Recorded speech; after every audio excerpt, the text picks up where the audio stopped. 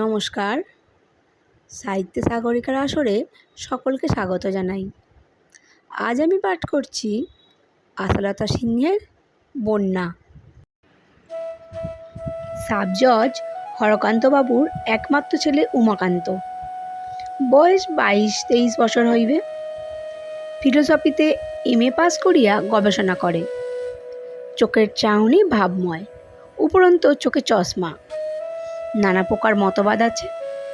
একটা মত, মনোবৃত্তানুসারিণী ভার্যা না পাইলে বিবাহ করিবে না, চিরকুমার থাকিবে।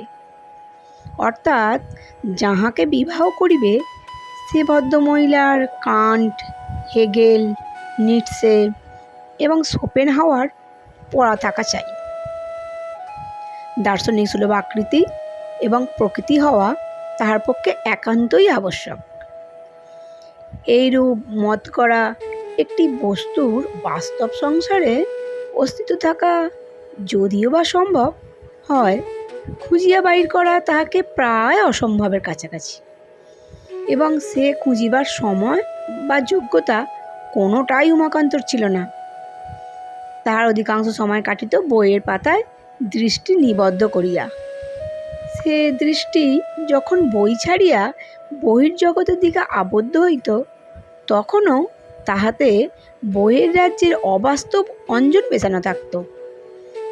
ইতিমধ্যে বাংলাদেশে বন্যার প্রকোপ ভীষণভাবে শুরু হইল। কলিকাতার কলেজের ছেলেরা দলে দলে চাঁদা করিয়া, চ্যারিটি পারফরমেন্স করিয়া বন্যা বিধ্বস্ত দুর্গতদের জন্য টাকা সংগ্রহ করিতে লাগিল।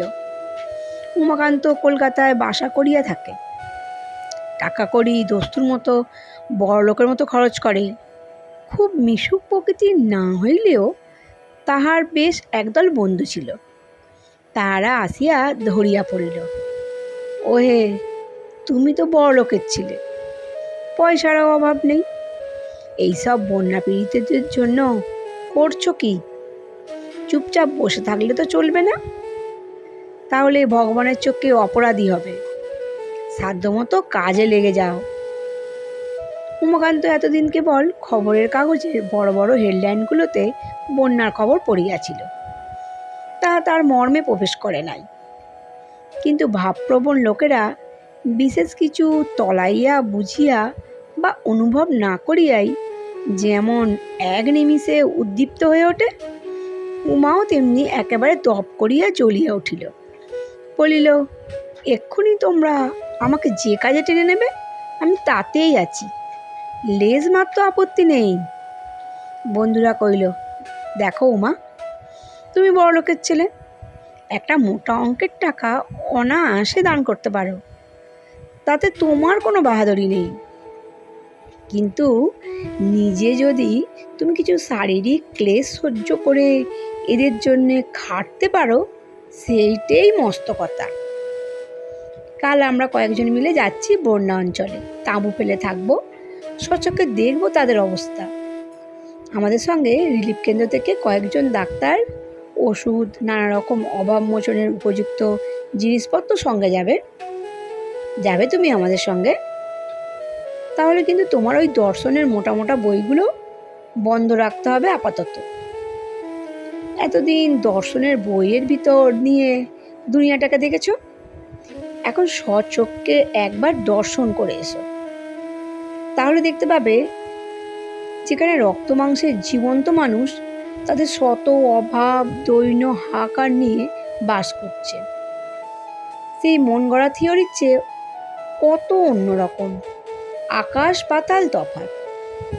উমা তাহার বন্ধুদের সঙ্গে যাইতে কথা দিয়া বসিল এবং অতিমাত্রায় উৎসাহিত হইয়া উঠিল এ প্রসঙ্গে। ছেলেদের দল বন্যাস্থানে যাইবার জন্য স্টিমারে আসিয়া যখন পৌঁছিল, তার অনেক আগেই উমা আসিয়া বসিয়াছে। উমাকান্তর বাসায় তাহার দূর সম্পর্কের একজন খুড়া থাকিতেন। তাহার নাম অক্ষয়। অক্ষয়বাবু লোকটি সেকেলে হইলেও ভারী সুরসিক। সেকালের আমলের মতো কিছু কাব্য পাঁচালী ছড়া তার কণ্ঠস্থ। বঙ্কিমবাবুর উপন্যাসও তার কণ্ঠাগ্রে। রবিবাবুর হাল আমলের লেখা তিনি বুঝিতে না পারিলেও তার সেকালের লেখা 2-4খানা উপন্যাস তিনি খুব মনোযোগ দিয়ে পড়িয়েছেন। অক্ষয়বাবু বিবাহ করেন নাই, সংসারে তার তেমন কোনো বন্ধনও নাই, এবং এতখানি বয়স হওয়া সত্ত্বেও তিনি মনে মনে বুড়া হইয়া যান নাই। উমার মা তাহাকে উমার তত্ত্বাবধান করিবার জন্য কলকাতার বাসায় পাঠিয়া দিয়াছিলেন এবং মাথার দিব্যা দিয়া কহিয়াছিলেন উমাকে তিনি যেন একলা কোথাও না যেতে ছাড়েন। বৌঠানের মিনতি ব্যর্থ হয়ে যায় নাই। অক্ষয়বাবু উমাকান্তকে সর্বদাই চোখে চোখে রাখিতেন। তাহার চশমার খাপ কোথা, চাবির রিং কোথা, একপাটি চটির জুতো কোথা, সমস্তই খুঁজিয়া পাতিয়া সামলাইয়া চলিতেন। আজও তিনি উমার পিছনে পিছনে স্টিমারে আসিয়া বসিয়াছেন। বন্ধুরা তাহাকে নির্দেশ করিয়া সকৌতুকে যখন বলা বলি করিতেছিল, ওহে উমা, এখনো কি তোমার নাবালক বয়স ঘুচে নাই? মূর্তিমান অভিভাবককে সঙ্গে নিয়ে বড় উপকার করতে বেরিয়েছ।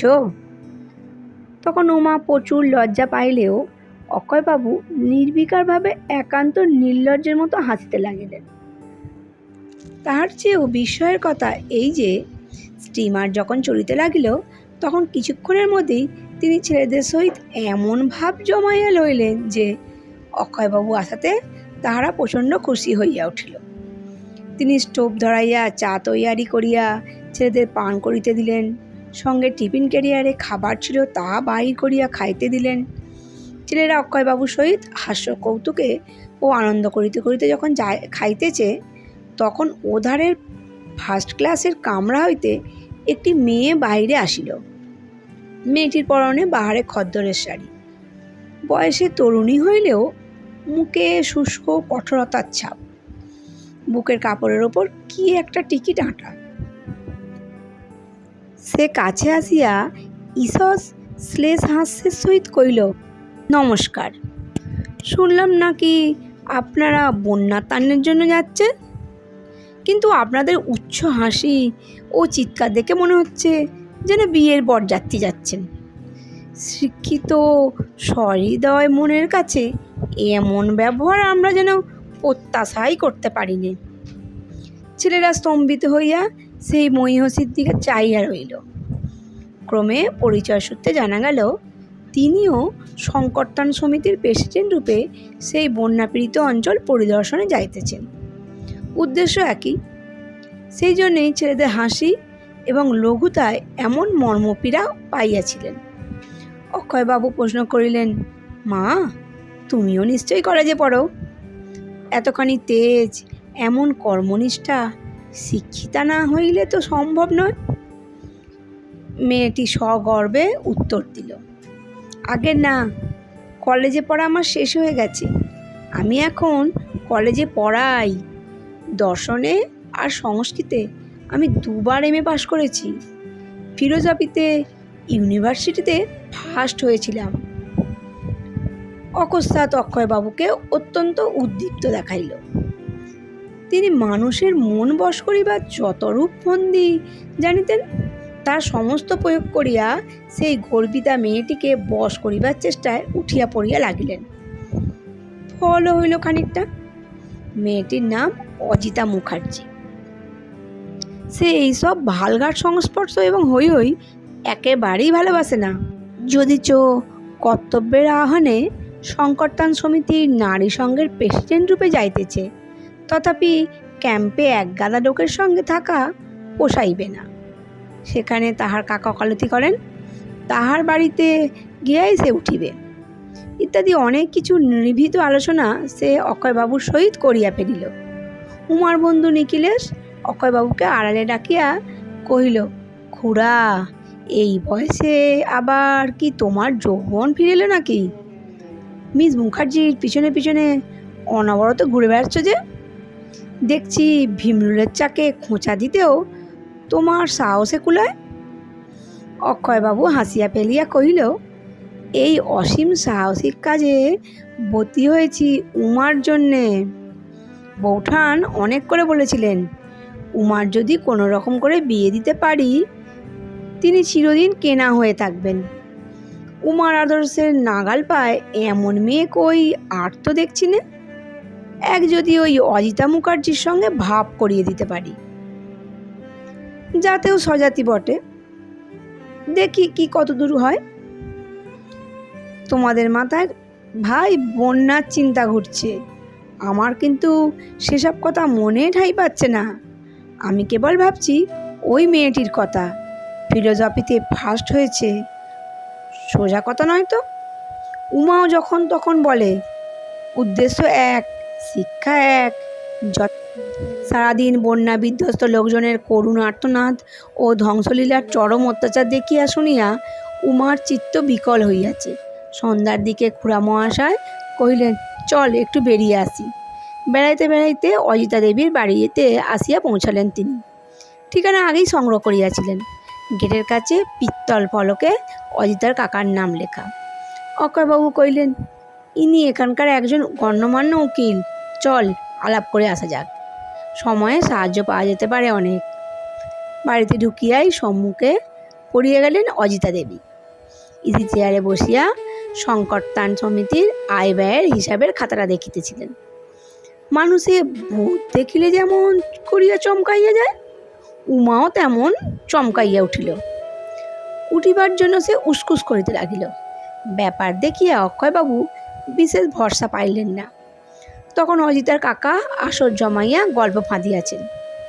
বন্যার গল্প হইতেছে, বিশ্ব মানবতার গল্প হইতেছে, অজিতার কার্য তৎপরতার এবং আতুর প্রেমের শতধারে প্রশংসা হইতেছে। কিন্তু উমার শোচনীয় মুখভাব দেখিয়া অক্ষয়বাবু বিন্দুমাত্র ভরসা পাইতেছে না। ইতিমধ্যে আকাশ ভাঙিয়া বৃষ্টি নামিল।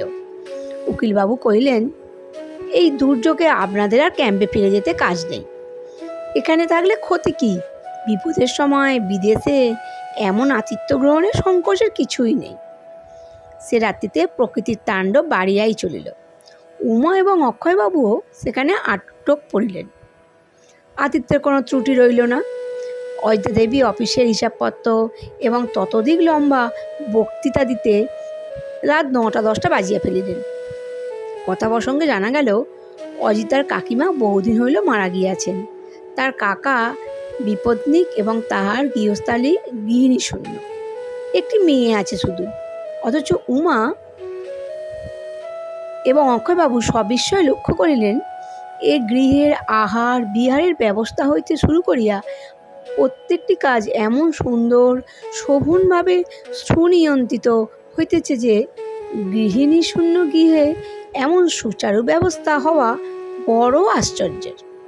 রাত্রিবেলায় অজিতা দেবীর সঙ্গে অনেক রাত্রি পর্যন্ত বন্যা সাহায্যের কার্যতালিকা সম্বন্ধে অনেক বাদানুবাদ চলিল। দর্শনের আলোচনাও কিছু হইল। কিন্তু তাহার পরে নতুন স্থানে নতুন শয্যায় শুইয়া উমার 2 চক্ষু ঘুমে ভাঙিয়া আসিল। অজিতা দেবীর কথা সে স্তব্ধ অদ্ভুত দুর্যোগময়ী রাত্রির নিকষ কালো গায়ে একটিও আঁচড় টানিতে পারিল না। পরের দিন খুব ভোরবেলায় উমার ঘুম ভাঙিয়া গেল। ঘুম ভাঙিয়া উঠিয়া সে বাইরে আসিয়া দাঁড়াইল। চারিদিকে নদীর বিক্ষুব্ধ জলরাশি আজ উত্তাল হইয়া উঠিয়াছে। ভোরের হাওয়া গত রাত্রির বৃষ্টিপাতের দরুন ঠান্ডা। অত সকালেও একটি মেয়ে উঠানে ছোট্ট একটি কুড়াল লইয়া একখণ্ড কাঠ টুকরো করিয়া কাটিতেছিল। মেয়েটিকে গত রাত্রিতে তার বাবা একবার মাত্র স্নেহ ভরে আপন সন্নিকটে আনিয়া অভ্যাগতদের সহিত পরিচিতা করিয়া দিয়েছিলেন। এইটি আমার মেয়ে ধীরা, একটি একমাত্র মেয়ে। এই সব বড় লক্ষ্মী মেয়ে, লেখাপড়া কত কি জানে হিসেব করে দেখিনি, কিন্তু পরকে আপন করতে, লোককে নিঃশব্দে সেবা করতে ওর জুড়ি দেখলাম না। উমা বুঝিল এই মেয়েটি অজিতার কাকাবাবুর মেয়ে।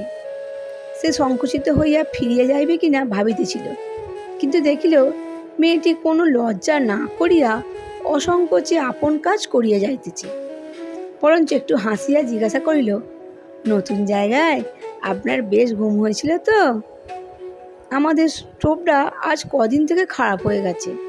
আপনারা কাল অত রাত্রি জেগে কাজের কথা আলোচনা করছিলেন, তাই ভাবলাম একটু সকাল সকাল চা করে দেব।